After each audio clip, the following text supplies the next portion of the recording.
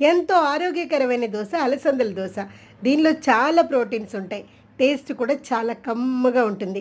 వీటిని బొబ్బర్లని, అలసందలని అంటాం కదా మనం. వీటిని ఒక గ్లాస్ నానబెట్టేసుకుందాం.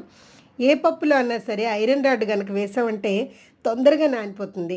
తర్వాత అదే గ్లాస్‌తో బియ్యం ఒక గ్లాస్ తీసుకుని వాటిని కూడా నానబెట్టి రెండిటిని కడిగి మిక్సీలో వేసుకుని 5, 6 పచ్చిమిరపకాయలు, చిన్న అల్లం ముక్క, 1 స్పూన్ జీలకర్ర వేసి కావలసినంత కరివేపాకు వేసుకోండి.